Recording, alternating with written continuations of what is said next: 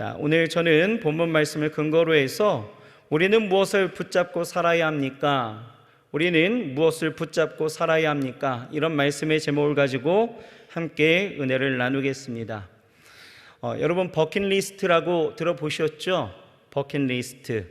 이 버킷리스트는요, 죽음을 앞둔 사람이 죽기 전에 하고 싶은 일들을 적은 목록을 버킷리스트 이렇게 이야기를 합니다. 여러분들은 여러분들만의 그런 버킷리스트가 있으신가요? 주로 보게 되어지면 많은 사람들이 자신의 일상에서 평소 하지 못했던 일들을 버킷리스트로 적게 되어지는데, 그래서 어떤 사람은요, 한국 땅을 벗어난 적이 없어서 TV로만 보았던 그 세상의 그 좋은 비경들을 눈으로 직접 보고자 세계 여행을 해봐야 되겠다. 세계 여행이 안 된다라면 제주도라도 가야 되겠다 하는 분들도 있고요. 어떤 분들은 스쿠버 다이빙을 하겠다, 아니면 스카이 다이빙을 하겠다, 이런 사람들도 있습니다. 요즘 청년들을 보면 바프라고 이야기하죠. 바프가 뭔지 아십니까? 바프. 예, 바디 프로필이죠. 바디 프로필. 이 몸을 찍는 거예요. 그래서 먹고 싶은 거 안 먹고요. 풀떼기만 먹어가면서 운동하고요. 그래서 자신이 가질 수 있는 최고의 그 몸매를 사진에 담겠다라고 해서 정말 애쓰는 모습을 보기도 합니다. 제가 인상 깊게 보았던 영화 한 편이 있는데요. 인생은 아름다워라는 영화가 있습니다. 이 영화를 봤더니요, 40대 가정주부가 평생 가족을 위해서 살고 이리저리 정말 동분서주 치면서 살다가 암으로 시한부 인생이 판정되어졌을 때에 이 주인공이 남편과 함께 자신의 버킷리스트를 실행하면서 나아가는데, 그것이 뭔지 아십니까? 첫사랑을 찾는 일이었죠. 그래서 자신의 남편과 첫사랑을 찾아가는 그런 모습 속에서 자신의 삶의 의미를 되찾는 그런 것들도 볼 수 있었습니다. 이렇듯 사람들은요, 인생의 죽음 앞에 어떤 삶의 그 목표를 정하고 그것을 달성하려는 그 소망을 가지는데요. 그렇다면 여러분들은 어떤 삶의 목표를 달성하고 싶습니까? 여러분들이 인생을 살아가면서 붙잡고 가고 있는 것들은 무엇입니까? 아직 젊어서 그런 거 생각해 본 적 없으실 수도 있어요.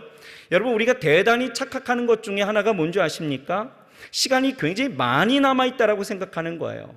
나는 그래도 70년, 80년은 거뜬히 살고 그 삶이 보장되어 있다라고 생각하는 거죠. 그래서 그런지 사람들은요, 자기 인생에 대한 깊은 숙고를 하지 않습니다.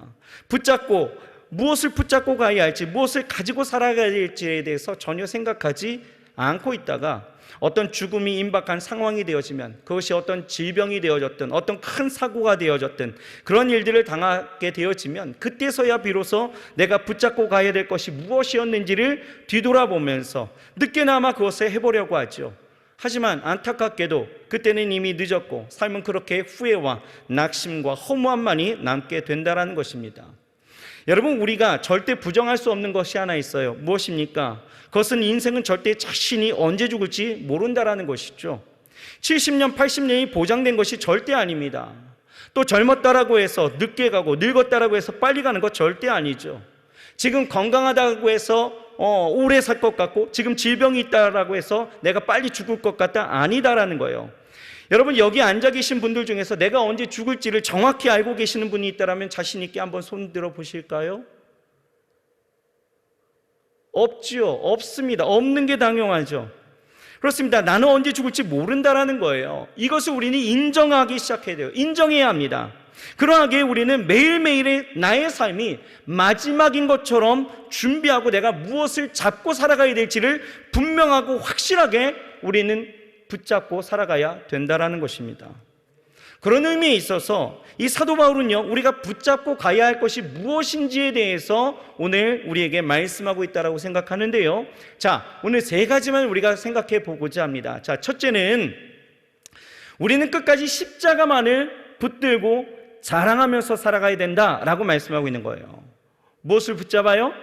십자가를 붙잡아야 합니다. 사도 바울은 살아있던 갈라디아 교인들에게 이 편지를 마치면서 친히 큰 글자로 기록하고 있다라고 말하고 있어요. 11절을 보면 내 손으로 너희에게 이렇게 큰 글자로 쓴 것을 보라 라고 이야기하죠. 이것은요, 눈이 나빠서일까요? 아닙니다. 분명한 것은 마지막 부탁을 하고자 이 붓을 받아 쥐고 힘있게, 그리고 강조하기 위해서 큰 글자로 쓰고 그것을 보라라고 강조하고 있다는 거예요.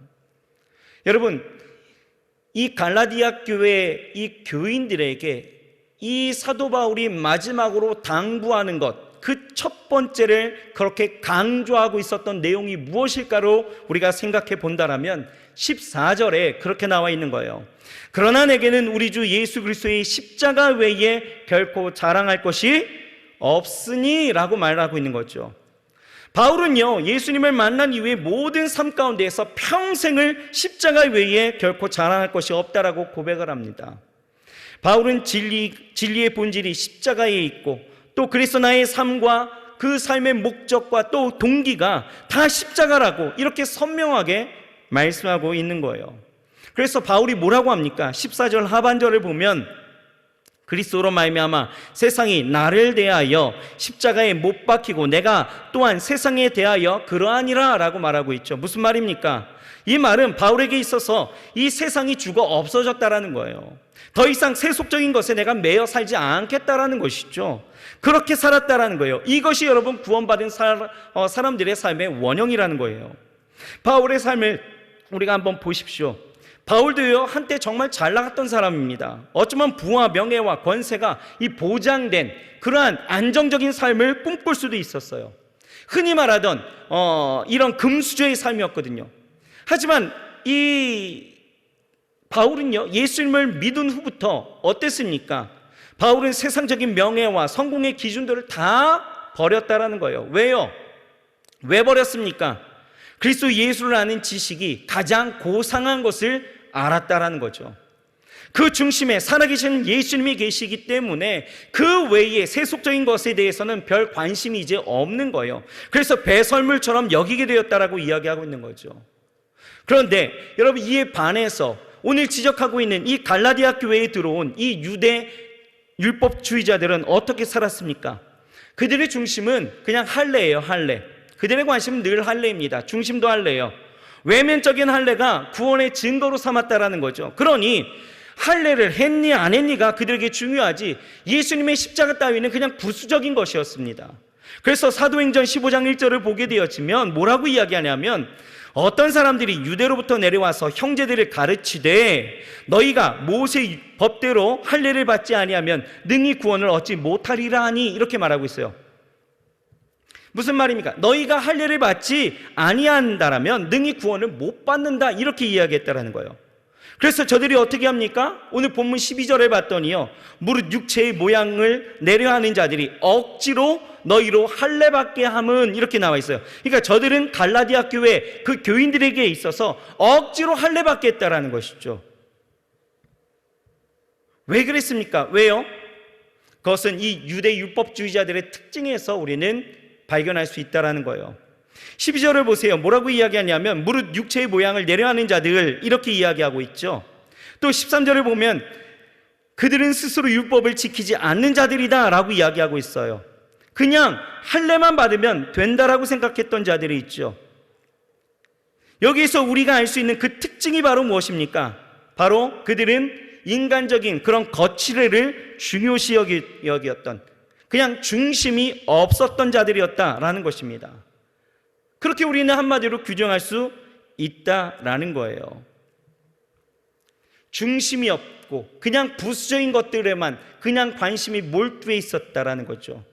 그러니 여러분, 이 교회가 그리고 이 삶이 여러분 건강할 수 있었겠습니까? 여러분, 무엇을 붙드느냐가 굉장히 중요하다라는 거예요. 지금도 그렇잖아요. 중심은 어디에 있습니까? 우리의 중심은 예수 그리스도이십니다. 인정하십니까? 하나님이 우리에게 은혜를 주셔서 믿음으로 구원을 얻게 하신 그 절대적인 사랑이 우리에게 있어서는 본질이다라는 거예요. 그런데 우리가 신앙에서 자주 넘어지는 이유가 어디 있습니까?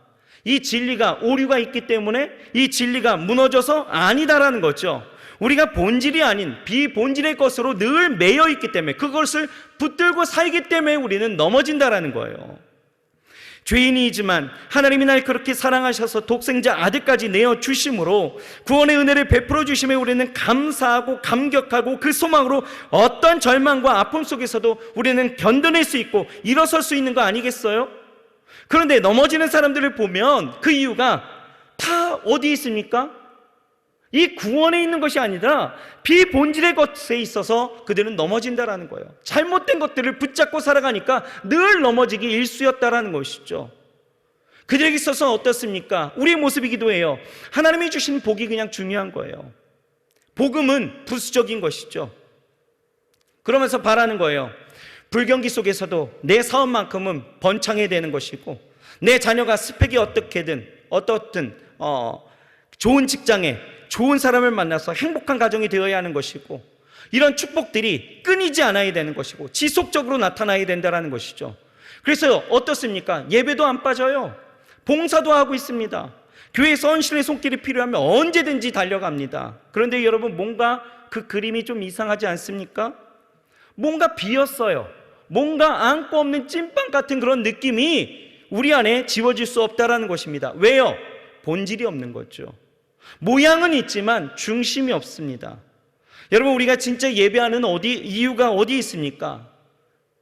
우리가 하나님 앞에 예배하는 이유는요, 하나님이 주시는 은혜와 구원의 감격, 날마다 내 삶을 간섭하셔서 나를 변화시키시고 나를 복 있는 자의 그 자리로 옮기시는 그 은혜가 감사하고 또 감격되고, 또 비록 무화과 나무에 열매가 없고 외양간에 소가 없을지라도 여호와 하나님이 나의 하나님이라는 그 존재적 실제 앞에 내가 감사로 나아가는 것, 그저 감사와 기쁨으로 나아가는 것이 예배 아니겠습니까?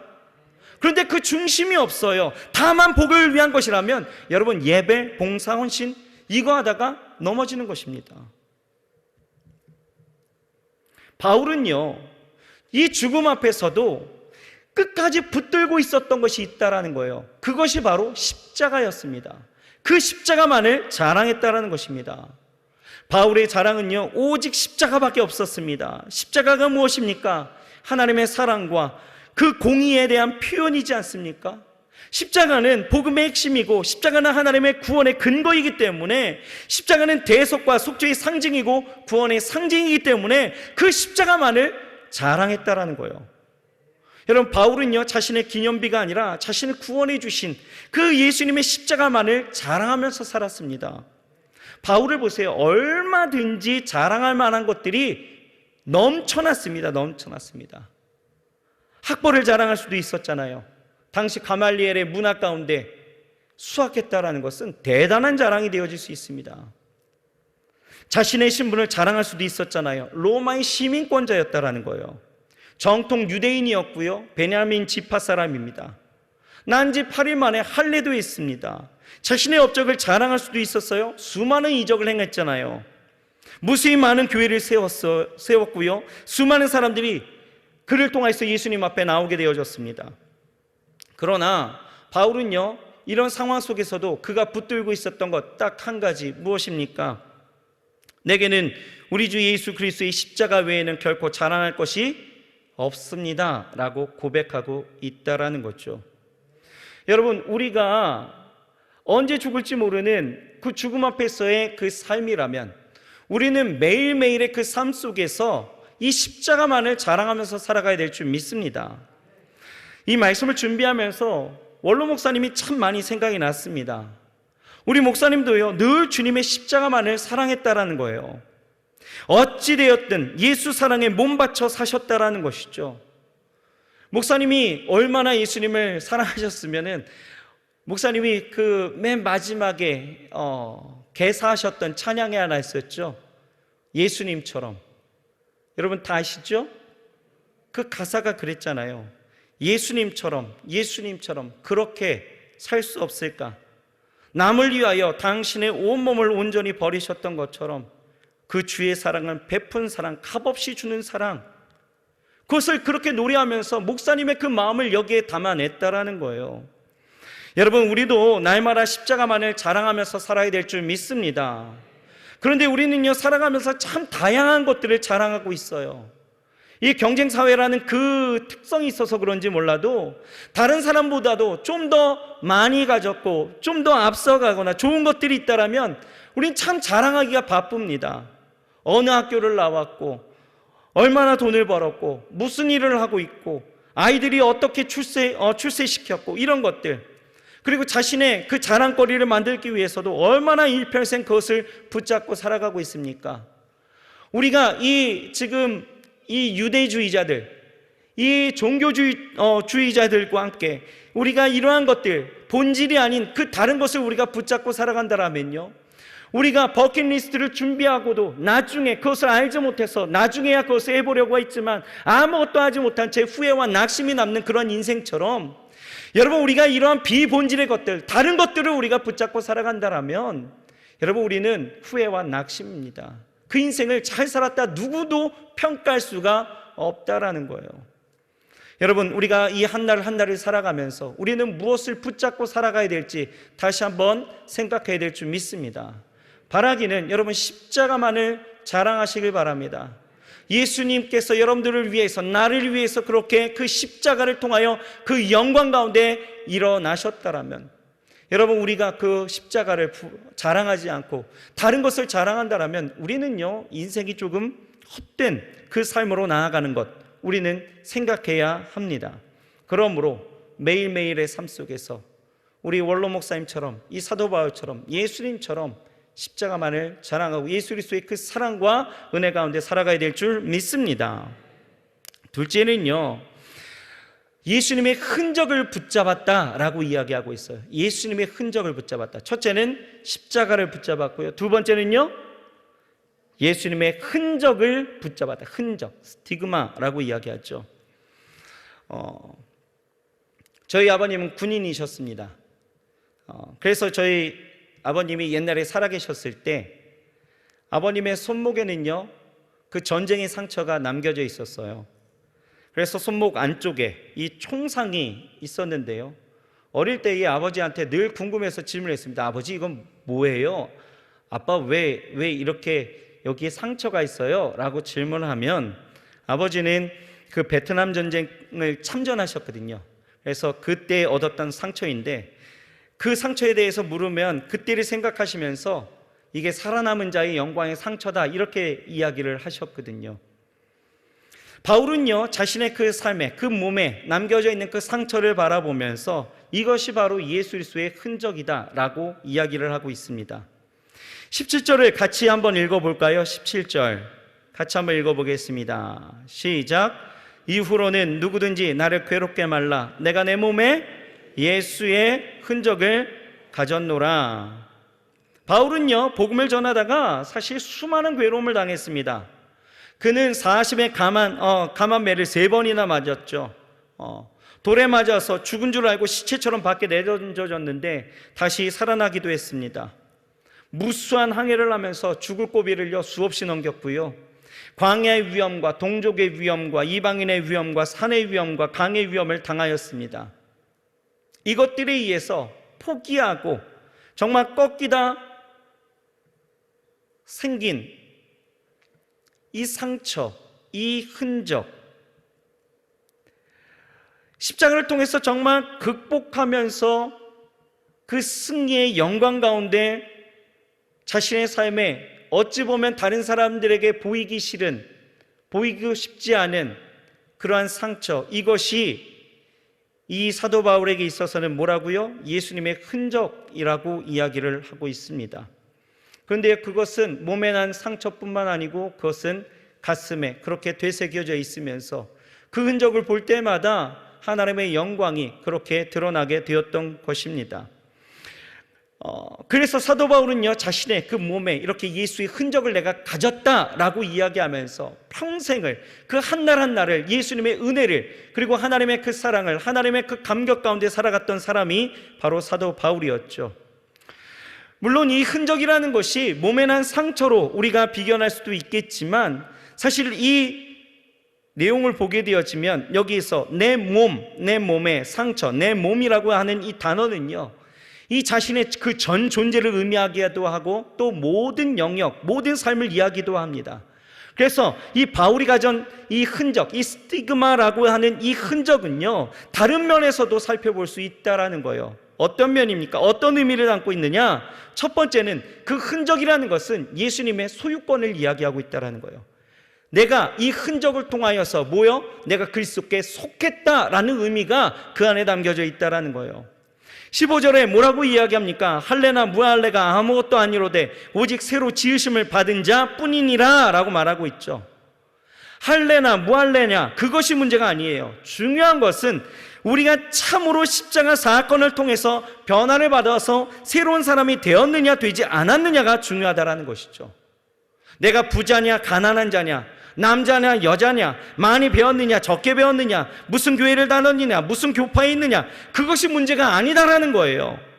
그리스도를 구주로 영접하여 새 사람이 되었느냐, 다시 말해서 내가 그리스도께 속한 사람이냐 아니면 아직도 옛 사람이냐, 이것이 중요하다라는 거예요. 우리가 붙들어야 되는 그 흔적, 내게 남겨져야 되는 그 흔적은 내가 그렇게 예수 그리스도께 속한 자의 그 삶으로 우리가 살아내야 된다는 것을 우리에게 말씀하고 있다는 것입니다. 중요한 것은요, 우리가 참으로 변화를 받아서 새 사람이 되었느냐 하는 거예요. 다시 말해서 내가 예수를 믿어서 구원받은 그 흔적이 내 삶 가운데 지금 나타나고 있느냐라는 것이죠. 내가 그리스도께 속한 그 흔적. 여러분, 이 흔적이 어떻게 나타납니까? 흔적이 어떻게 나타납니까? 갈라디아서 5장 11절부터 보게 되어지면서 우리가 그 내용을 보게 되어지면 우리에게 강조하는 내용들이 있습니다. 무엇입니까? 바로 성령의 소욕을 따르지 않는 것. 성령의 소욕을 따라 사는 것. 죄송합니다. 큰일 날 뻔했습니다. 성령의 소욕을 따라 사는 것. 그리고 하나님이 주신 구원의 자유를 육체의 기회로 삼지 않고 성령의 소욕을 따라 살면서 육체의 일을 버리는 삶, 그리고 내 안에 성령의 열매가 드러나고 나타나는 삶, 그 삶을 스티그마, 그 흔적이라고 이야기하고 있다는 거예요. 그 삶이 어떤 삶입니까? 그 삶. 자, 16절, 우리 성경을 덮으셨으면요, 회개하는 마음으로 빨리 피십시오. 그리고 갈라디아서 5장을 피시면서 그 앞장 한 장 넘기시면 되겠죠? 16절부터 우리 천천히 읽어보면서 여러분, 우리는 생각해야 되는 거예요. 내가 그리스도께 내가 속한 흔적이 내 삶 가운데 어떻게 드러나고 나타나고 있는지를 생각해 보자라는 거예요. 자, 16절 피셨나요? 자, 16절부터 한번 읽어보겠습니다. 마지막 절까지 천천히 읽으세요. 생각하면서 읽으십시오. 시작. 내가 이르노니 너희는 성령을 쫓아 행하라. 그리하면 육체의 욕심을 이루지 아니하니라. 육체의 소욕은 성령을 거스리고 성령의 소욕은 육체를 거스르는, 이 둘이 서로 대적함으로 너희의 원하는 것을 하지 못하게 하려 함이니라. 너희가 만일 성령의 인도하는 바가 되면 율법 아래 있지 아니하리라. 육체의 일은 현저하니 곧 음행과 더러운 것과 호색과 우상 숭배와 술수와 원수를 맺는 것과 분쟁과 시기와 분냄과 당짓는 것과 불리함과 이단과 투기와 술취함과 방탕함과 또 그와 같은 것들이라. 전에 너희에게 경계한 것 같이 경계하노니 이런 일을 하는 자들은 하나님의 나라를 유업으로 받지 못할 것이요 오직 성령의 열매는 사랑과 희락과 화평과 오래 참음과 자비와 양성과 충성과 온유와 절제니 이 같은 것을 금지할 법이 없느니라. 그리스도 예수의 사람들은 육체와 함께 그 정과 욕심을 십자가에 못 박았느니라. 만일 우리가 성령으로 살면 또한 성령으로 행할지니 헛된 영광을 구하며 서로 격동하고 서로 투기하지 말지니라. 여러분, 이 구절만 읽어도 여러분, 우리가 남겨야 될 그 예수 그리스도의 흔적이 무엇인지 아시겠습니까? 내가 예수 그리스도께 속하여서 내가 그 속한 자의 그 삶으로 살아갈 때에 이러한 삶의 원형들이 우리 가운데 드러나게 되어지는 것이고, 이것을 내가 예수 그리스도의 흔적으로 우리가 갖고 살아가야 됨이 여러분, 우리가 살아가야 되는, 우리가 붙들고 가야 되는 일인 줄 믿으시길 바랍니다.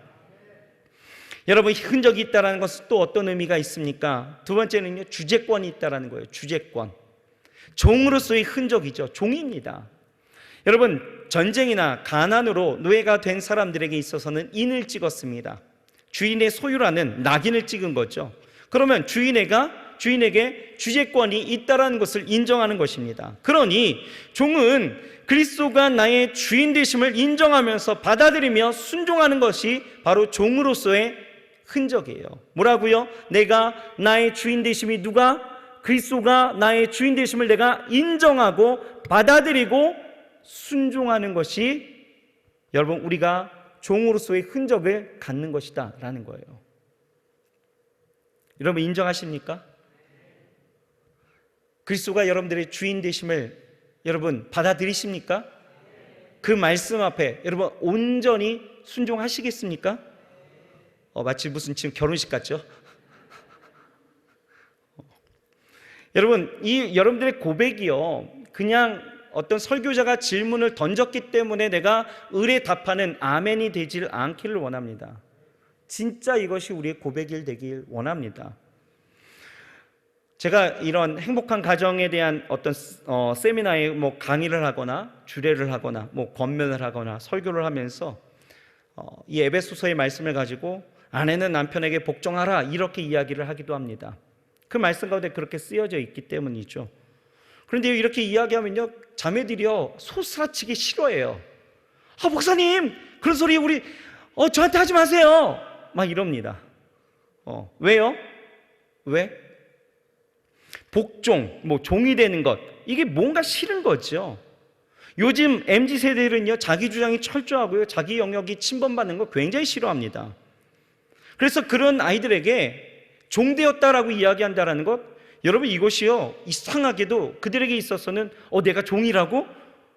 하나님이 너의 주인이야 라고 이야기하면 내가 왜 종이어야 합니까? 이런 대답을 하는 친구들도 있었습니다. 이해를 못하는 거죠. 내가 왜 종같이 종으로 살아야 되는지를 이해 못하는 거예요. 여러분들도 그러십니까? 여러분 내가 종으로 산다는 것이 얼마나 감사한 일인지 여러분 아십니까? 내가 종이 되지 않았다라면 반대로 생각하는 거죠. 내가 종이 되지 않았다라면 내 인생의 주인이 여전히 나라고 주장하면서 산다라면 여러분 모든 책임과 모든 결과의 몫은 다 내가 져야 되는 일들이에요. 여러분 이거 감당하실 수 있겠습니까? 감당하시겠습니까? 죄의 결과를 우리는 뻔히 알고 있습니다. 그런데 그 죄의 결과를 여러분들이 감당하실 수 있겠냐 이 말이에요. 여러분 내가 종으로서 산다라면 이것은 또 달리 우리가 해석하게 되어질 수 있다는 거죠. 내가 종으로 산다라면 여러분 내 주인은 내 삶을 모든 것을 채워주십니다.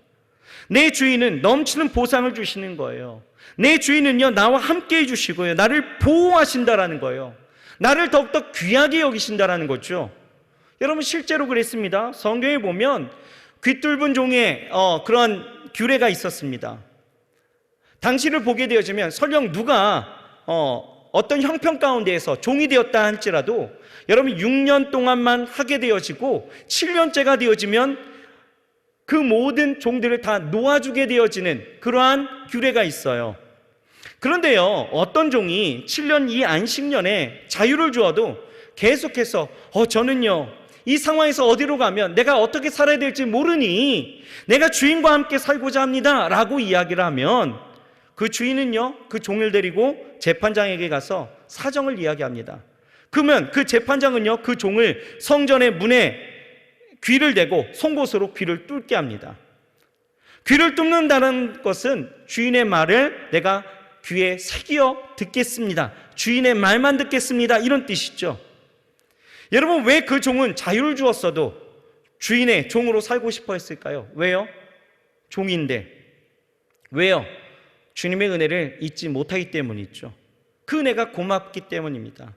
참 주인을 만났기 때문이죠. 좋은 주인을 만났다라는 거예요. 그래서 주인은 그 귀뚫은 종은요 사실상 정말 양자처럼 생각하는 거예요. 양자로 삼습니다.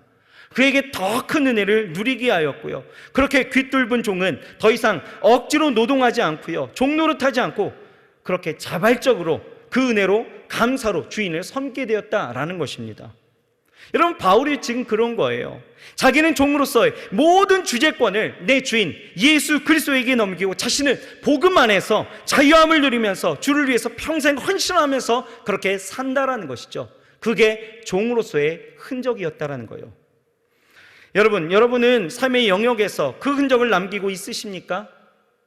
정말 예수 그리스도께서 하나님이 내 삶의 주인이라는 것을 여러분을 그렇게 여기면서, 그렇게 인정하면서, 그렇게 여러분 받아들이면서 하나님의 말씀 가운데 살아가고 있으십니까? 여러분, 내 삶을 보세요. 우리는요, 어쩌면 내 삶을 내 것이라고 여기는 때가, 내 입으로는 늘 하나님을 그렇게 인정하지만, 내 마음으로는 그렇게 인정할지 모르겠지만 내 삶으로는 여전히 내 것이라 여기면서 살아갈 때가 너무 많다라는 거예요. 주님보다도 내가 더 앞서가지요. 그러면서 주님이 나를 따라오기를 계속해서 간구하는 거예요. 왜 내 이야기를, 왜 내 뜻을 들어주지 않냐고. 여러분, 이것이 결코 여러분 종의 흔적이겠습니까? 아니죠. 종으로서의 흔적은 주님이 나의 주인 되심을 인정하는 것입니다. 내 삶의 모든 영역이 그 어느 것 빠짐없이 다 주인의 것으로 여기면서 살아가는 것이, 여러분, 그것이 종의 흔적인 거예요. 그런데요, 우리는요, 사울과 같이 할 때가 참 많이 있습니다. 사울이 아말렉 전쟁 가운데서 어떻게 합니까? 하나님이 다 진멸하라고 이야기하죠. 그런데 이 사울이 어떻게 합니까? 자기가 보기에 좋은 것을 다 내버려 두는 거예요. 그리고 나머지 것들은 다 진멸했죠. 사무엘에 가서 그랬습니다. 왜 그것을 남겨두었냐라고 이야기했더니 핑계합니다. 어떻게 해요? 이거 하나님 앞에 드리려고 했다고. 자기가 보기에는 그것이 좋은 것이었기 때문에 남겨두었다라는 거예요. 여러분, 이것이 결코 종의 모습입니까? 아니다라는 거예요. 우리가 그래요. 우리가 내 삶 가운데서, 내 삶의 영역 가운데서 모든 것이 하나님의 것입니다 라고 우리는 고백하지만, 정말 내 삶 가운데서 하나님이 주인 되심을 우리는 그렇게 나아가지 않는다라는 거죠. 내 것을 챙겨두고, 또는 내 삶의 어떤 영역은 절대로 하나님 앞에 손해보지 않고, 하나님 앞에 내어드리지 않고, 다른 것은 내어드리는 그러한 부분들이 분명히 있다라는 것입니다. 여러분, 하나님 앞에 온전한 것을 드릴 줄 아는, 그리고 그 말씀 앞에 순복하여 살아갈 수 있는 그 종된 삶의 흔적들이 우리 가운데 있어야 될 줄 믿습니다. 여러분, 어떤 상황 가운데서도 하나님의 말씀 가운데, 그리고 나의 삶의 모든 영역 가운데 하나님이 간섭하시고 하나님이 역사하심을 여러분 기다리시길 바랍니다. 그리고 하나님이 만지심에 여러분 그 뜻대로 살아갈 수 있는 그 종의 흔적을 갖는 저와 여러분들이 되어야 할 줄 믿습니다. 우리 원로 목사님이 그랬잖아요. 성경적 치료를 실천하시면서 예수님의 흔적을 그 삶에 남기셨다라는 거예요. 제자들을 가르치셨죠. 오직 예수를 위해서 사셨고 주님 품에 그렇게 안기셨다라는 거예요. 우리도 바울처럼, 우리 원로 목사님처럼 정말 예수님의 그 흔적, 하나님이 내 삶의 주인 되심에 대한 그 흔적, 이것이 매일매일의 삶에, 내 삶의 모든 곳곳에 여러분 이것이 온전히 녹여내야 될 줄 믿습니다.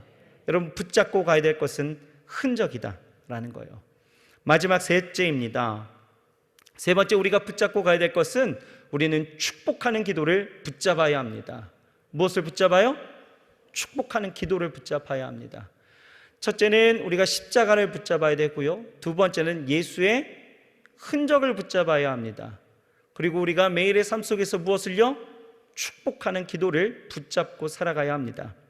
자, 이제 이 사도 바울은요, 갈라디아서를 마감하면서 무엇을 했습니까? 바울은요, 기도를 하게 되어집니다. 특히 바울은 자신의 안위와 축복을 위해서 기도하는 것이 아니었습니다. 교회를 위해서, 성도들을 위해서 축복하면서 그 은혜를 흘려보내고 있었다라는 거예요. 자, 18절을 우리가 같이 한번 읽어볼까요? 18절 시작. 형제들아, 우리 주 예수 그리스도의 은혜가 너희 심령에 있을지어다. 바울은 이 서신을 마감할 때에 기도로, 특별히 축복하면서 마감했다라는 것이죠. 여러분, 우리의 인생이 그랬으면 좋겠습니다. 매일의 삶 가운데에서 우리의 삶의 마감을 축복하는 기도로 마치면 좋을 것 같습니다.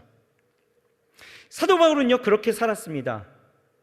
갈라디아서를 봐도요, 갈라디아서 우리가 맨 마지막에도 이렇게 축복하는 기도로 마쳤는데요, 특징적인 것은 이 바울의 서신의 모든 부분들이 다 그래요. 이 뒤에 있는 바로 앞에 있는 고린도 후서 13장 13절을 봐도요 뭐라고 이야기하냐면 주 예수 그리스도의 은혜와 하나님의 사랑과 성령의 교통하심이, 축도하는 거죠, 우리 목사님들이 하는, 너희 무리와 함께 있을지어다. 축복하면서 기도했다라는 거예요.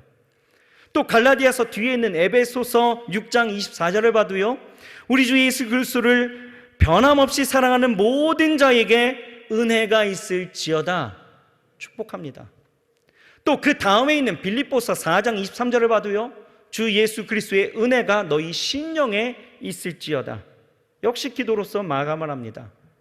그 외에도 골로새서, 데살로니가서, 또 디모데서, 디도서도 다 기도로 마감하고 있다는 거예요. 축복의 기도로.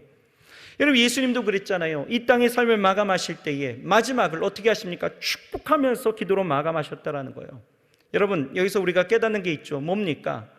바로 우리 신앙생활하면서 놓치지 말아야 될 것을, 우리가 붙잡고 가야 될 것은 바로 기도이고, 그 기도는 축복하면서 기도하는 것이 되어야 한다라는 것입니다. 자, 그러면 여러분 어떤 내용을 축복하면 되어질까요? 어떤 내용으로? 오늘 사도 바울은요 3가지를 축복하면서 기도를 합니다. 첫 번째는요 평강이에요. 평강. 16절 말씀 우리 같이 한번 읽어보겠습니다. 16절 시작. 무릇 이 규례를 행하는 자에게와 하나님의 이스라엘에게 평강과 긍휼이 있을지어다. 이 규례를 행하는 자에게와 하나님의 이스라엘에게 무엇이요? 평강이 있기를 원했다는 거예요. 평강. 여러분, 이 세상 가운데서 가장 큰 복은 무엇입니까? 라고 질문을 던진다라면 우리는 단연코 구원입니다 말할 수 있습니다. 그런데 구원을 제외하고 우리가 갖게 되어지는 가장 큰 축복은 무엇입니까? 라고 이야기한다라면 우리는 평강을 이야기할 수 있습니다. 여러분 생각해 보세요. 물질 많으면 뭐 할 겁니까? 물질 많으면 행복할 것 같죠? 약간 지금 웃음을 짓는 분들이 몇 분 계시는 거예요. 그런 것 같다라는 거죠. 그죠? 여러분 권력이 있으면 행복할 것 같죠? 어딜 가나 막 사람들이 굽신굽신거리고요, 막 인사도 그냥 90도로 하고요, 막 좋을 것 같죠? 여러분, 하지만 제 아무리 좋은 것, 모든 것을 가졌다 할지라도 여러분 마음의 평강이 없으면 다 소용없습니다. 그렇지 않습니까? 진시 황제가 그렇게 좋은 중국의 황제가 되었어도 여러분 건강에 대한 그 염려, 그 근심과 걱정이 있게 되어지니까 어떻습니까? 마음의 평강을 잃어버리니까 40세에 죽어버리는 거예요. 단명하게 되어지죠. 아무 소용없습니다. 여러분, 사람이 평강이 없으면 늘 불안과 염려, 근심과 걱정 가운데서 건강한 삶을 살 수가 없는 거예요. 제 머리를 보면요 가운데가 하얗습니다. 그래서 자주 듣는 질문 중에 하나가, 목사님 거기만 브릿지를 하셨습니까? 라고 이야기를 해요. 제가 청년 목회를 하다 보니까 이런 괴짜도 이런 괴짜 목사가 있는갑다 해갖고 가운데 이렇게 거기만 브릿지를 했다라고 생각하시는 것 같아요. 그런데 전 그렇게 괴짜는 아닙니다. 이게요 그런 거 있죠. 원형 탈모라는 것도 있잖아요. 그것처럼 저에게는 이 스트레스라는 것이 원형 이거 뭐죠? 하얗게 되는 거 새치로 이렇게 오게 되어졌고 여기만 하얘요. 저에게는 이것마저도 스트레스입니다. 굉장히 어려워요. 여러분, 사람이 평강이 없으면 어렵습니다. 그래서 예수님께서 이 땅 가운데 오시면서 가정을 방문하시든지 또 이 세상의 모든 사역을 마치시고 부활하실 때에도 우리에게 말씀하신 것이 있어요. 무엇입니까? 너희에게 평강이 있을지어다. 우리에게 주시는 가장 큰 축복은 뭐다? 평강이다라는 거예요. 평강이다. 그리고 예수님이 오신 그 목적을 가르치실 때에도 요한복음 14장 27절을 보면 평안을 너희에게 끼치오니 곧 나의 평안을 너희에게 주노라. 내가 너희에게 주는 것은 세상이 주는 것 같지 아니하니라. 너희는 마음에 근심도 말고 두려워하지도 말라라고 말씀하시면서 평강을 이야기하시죠. 그런데 여러분, 우리는 이 평강을 잘 이해해야 합니다. 무슨 말이냐? 세상의 평강과 하나님이 주신 평강은 다르다라는 거예요. 절대적으로 다릅니다. 여러분, 세상이 주는 평강은요, 어떻습니까? 무엇입니까? 예를 들면 이런 거예요. 우리가 복권에 당첨되었다라고 생각해 보세요. 미국의 메가볼을 보면 어떤 때에는 누적 금액이 몇 천억입니다. 몇 천억. 이건 굉장히 놀랍지도 않은 일이죠. 여러분들 뭐 집안에 몇 조도 있나 봅니다. 몇 천억이 되는 거예요. 근데 뭐 그거는 여러분 현실성이 없으니까 우리 한국에 대한 뭐 이해로 우리가 생각해 본다라면, 여러분 뭐 약 100억짜리 1등 혼자 당첨된 거예요. 그래서 100억짜리 복권에 당첨됐다고 생각해 보십시오. 상상해 보세요. 좋으시죠? 그리고 월요일이 딱 띄어져서 은행 문이 열리자마자 농협 중앙의 서대문 본점에 가갖고 100억짜리 그 수표를 받았습니다.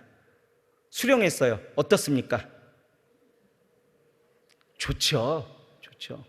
싫다고 하는 사람이 이상한 사람입니다. 좋습니다. 마음이 어느 때보다도 흐뭇하고 평안할 것 같아요. 왜요? 이 돈만 있으면 내 지위도 확고해지는 거고요, 내 사업도 든든해질 수 있어요. 집도 살 수 있고요, 차도 살 수 있습니다. 여러 가지 좋은 점이 이만저만이 아닌 거예요. 그런데요, 이런 것은 세상적인 평안이죠. 문제는 어디에 있습니까? 세상의 평강이라는 것은 그것들이 사라질 때에 함께 사라지고 만다라는 거예요. 100억을 가진 사람이요, 사업이 흔들려서 95억을 잃어버렸다고 생각해 보십시다. 얼마 남았어요?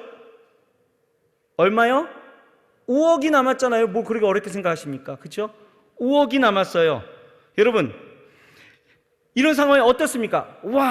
아직은 5억이네 뭐 이렇습니까? 이런 사람 없어요. 못 견디는 거죠. 가슴을 치는 거예요. 왜요? 이것이 세상이 주는 평강의 단점이다라는 거예요. 잃어버리면 사라지는 거예요. 하지만 하나님이 주신 평강은 다르죠. 내가 무엇을 하고 얻었기 때문에 누리는 것이 아니라 하나님이 우리가 노력해야 될 모든 결과를 이미 십자가에서 다 이루셨어요. 나의 과거에 지은 죄, 잘못된 생각, 남을 속인 것, 뭐 여러 가지의 것들을 십자가의 은혜로 내게 거저주신 그 선물로 모든 것을 주셨다는 거예요. 이 평강의 주관자는 내가 아니라 하나님이시기 때문에 내 상황과 조건에 흔들리는 그런 평강이 절대 아니다라는 거죠. 그런데 여러분, 주위를 잘 둘러보세요. 세상에는요, 평강이 필요한 사람들이 너무나 많다라는 거예요. 가졌다가 잃어버린 사람들 너무나 많이 있습니다. 건강을 가졌다가 잃어버린 사람들, 질병 가운데 있는 사람들, 죄로 인해서 자신의 그 악함을 깨닫지 못하였다가 죄의 굴레 속에서 불안과 염려 가운데 살아가는 사람들, 이런 사람들을 위해서 우리는 어찌해야 됩니까? 무엇을 해야 합니까? 우리는 축복해야 된다는 거예요. 어떻게 해요? 평강으로 축복해야 된다는 것입니다. 이런 사람들을 위해서 우리는 너희의 심령에 주의 은혜가 있기를 원하노라, 평강이 너에게 있을지어다. 우리는 기도해야 된다는 것입니다. 우리가 해야 될 평생의 사역이 있다라면 이렇게 평강을 전해줄 수 있어야 된다는 거예요. 아멘이십니까? 평강을 주어야 합니다. 위로와 소망을 줄 수 있어야 된다는 거예요. 두 번째는 뭡니까? 긍휼이에요. 16절에 동시에 나오게 되어지죠. 평강과 긍휼이라고 이야기하고 있어요. 우리는 긍휼하심을 얻도록 기도해 주어야 합니다. 여러분, 우리는 사람들에게 긍휼함을 얻는 것보다 하나님의 긍휼함을 얻어야 되는 거예요. 사람에게 얻는 긍휼은요, 어떻게 보면 구차해 보이기도 하고요, 자존심이 상하는 일들이 되어집니다. 야, 네 형편에 그런 거 따질 때냐? 라고 하면서 핀잔을 먹으면서도 당장의 필요 때문에 자존심을 굽혀가면서 다른 이의 긍휼을 얻는다는 것은 사실 마음이 즐겁지가 않는다는 거죠. 하지만 하나님의 긍휼을 입는다는 것은 다른 이야기입니다. 하나님의 긍휼은 구원의 연속이 되어지고 나의 삶을 보다 복되고 힘있게 하시면서 나의 약함을 강함으로 이끄시는 강력한 힘이기 때문에 어렵고 힘든 형편의 이들을 보면 우리는 어떻게 돼요? 기도해 줘야 된다는 거예요. 하나님의 긍휼하심이 하나님의 이스라엘에게 있기를 소망하며 기도해 줘야 되는 것입니다. 오늘 이런 연약한 자들을 위해서 여러분 기도하시길 바랍니다. 힘겹게 사랑하는 자들을 위해서 여러분 기도해 주시길 바랍니다. 위로가 필요하고 하나님의 손길이 필요한 자들을 위해서 여러분 기도해 주시기 바랍니다. 특별히 가정의 달이 있죠. 부모님들과 여러분 자녀들을 위해서 기도해 주시길 바랍니다. 그리고 우리 원로 목사님의 사모님과 자녀들의 그 가정을 위해서 여러분 기도해 주시길 바랍니다. 슬픔을 당한 이들에게 하나님은 긍휼을 통하여서 소망과 능력으로 일하실 줄 믿습니다. 셋째는요, 심령에 은혜가 있기를 축복해야 된다는 거예요. 18절 말씀 보시죠. 우리 좀 아까 읽었잖아요. 예수님의 은혜가 심령에 있기를 기도하고 있다는 거예요. 지금 이 할례에 대한 문제로 분별력을 잃어버린 갈라디아 교회 성도들, 분명한 복음의 자유와 구원이 무엇인지를 알기를 원하는 이 바울은요, 그들에게 무엇이 있기를요? 심령에 은혜가 있기를 축복하고 있다는 거예요. 여러분, 그렇습니다. 사람은요, 인생의 은혜를 받아야 제대로 살 수 있는 거예요. 분별력도 심령에 은혜가 있어야 가능한 것이고요, 믿어지는 것도, 믿는 것도 은혜가 있어야 가능한 거예요. 하나님의 일을 하고 어떤 상황 가운데서도 기쁨으로 감당할 수 있는 것도 은혜가 있어야 가능한 일입니다.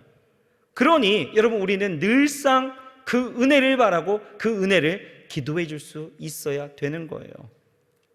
여러분, 평생 은혜로 살았던 이 사도 바울은요, 이 은혜의 중요성을 알았습니다. 그래서 고린도전서 15장 10절에 뭐라고 이야기하느냐, 우리 좀 아까 가셨네요. 우리 그 솔리스트가 찬양했잖아요. 나의 나 된 것은 다 하나님의 은혜라. 나의 나 된 것은 다 하나님의 은혜라. 사람은 심령의 은혜가 넘치면요, 천사처럼 되어집니다. 하지만 은혜가 떨어지면 마귀가 되어지는 거예요. 여러분, 주변의 사람들을 보세요. 혹시 여러분들에게 마귀처럼 대하십니까? 그러면 여러분, 같이 대항할 이유가 없어요. 우리는 기도하면 되는 거예요. 어떻게 해요? 심령에 은혜가 있기를 기도하면 되는 거예요. 여러분들 괴롭히는 사람이 있습니까? 여러분들을 어렵게 하는 그런 사람들이 있어요? 그 관계 때문에 이거 어떻게 하지? 저 사람 때문에 회사를 그만둬야 되나 말아야 되나, 뭐 이런 생각하십니까? 여러분, 그 생각하기 전에 뭐 해야 돼요? 그 심령에 은혜가 있기를 기도하시면 되는 거예요. 여러분, 예수님 죽으실 때 보세요. 한편 강도가 예수님의 은혜를 받기 전에는 같이 막 조롱하고 욕하지 않았습니까? 그런데 그가 은혜를 받으니 어떻습니까? 이렇게 고백이 달라지죠. 주님 나라 임하실 때 나도 그곳에 있기를 원합니다. 여러분, 은혜가 있으면 되는 거예요. 심령의 은혜가 흘러야 합니다. 여러분, 고인 것은 썩기 마련이죠. 여러분들 안에 여러분들이 받은 그 은혜가 가득하지만 그것을 흘려보내지 않고 축복하지 않고 그냥 내버려 두신다라면, 내 은혜로 내가 족합니다 하고 내 은혜로만 여러분 만족하면서 살아간다라면 여러분, 썩습니다. 죽은 물이에요. 흘려보내십시오. 축복하십시오. 마음껏 여러분들 십자가를 자랑할 수 있다라면, 예수 그리스도의 흔적이 남아있다라면 여러분, 우리는 얼마든지 어떤 상황 속에서도 여러분 축복할 수 있습니다. 축복하며 사는 삶, 여러분, 이것이 우리 가운데 있기를 소망합니다. 우리 원로 목사님 늘 많은 이들을 위해서 축복하시잖아요. 그 모습이 눈에 선하지 않습니까? 여러분, 우리도 이와 같이 다른 이들을 향하여 평강과 긍휼과 하나님의 은혜가 넘쳐날 수 있도록 기도해 줄 수 있는, 다른 이들을 위해서 기도해 줄 수 있는 여러분, 그러한 선한 하나님의 은혜가 우리 가운데 있어야 될 줄 믿습니다. 자, 말씀을 정리합시다. 우리는 인생의 마지막 날까지 매일 그 한순간 한순간이 버킷리스트가 실현되어지면서 살아가야 됩니다. 우리가 붙들어야 될 그 핵심 가치 세 가지가 있다면, 첫 번째는 십자가를 자랑해야 합니다. 그리고 두 번째는요, 예수님의 흔적을 붙들어야 합니다. 그리고 세 번째는요, 은혜와 평강과 긍휼을 구하는 축복의 기도가 우리 가운데 붙들려 있어야 합니다. 여러분, 축복하십시오. 오늘도 그렇게 기도하시길 주의 이름으로 축원합니다. 기도하겠습니다. 하나님, 감사합니다. 오늘 우리에게 귀한 날 더하시고 이처럼 주 앞에 나와서 예배하게 하시고 기도하게 하시니 감사합니다. 하나님, 우리가 이 땅을 마치는 그 순간까지 놓치지 말고 붙잡고 가야 될 것들이 있다면 십자가와 예수의 그 흔적과 하나님 축복하는 기도인 줄 믿사오니, 하나님, 오늘 우리 성도님들 아버지 하나님이여, 예수 그리스도 안에서 십자가를 자랑할 수 있게 하시고 예수의 흔적을 갖게 하시고 축복하며 나아갈 수 있도록 역사하여 주옵소서. 예수님의 이름으로 감사하며 간절히 기도합니다. 아멘.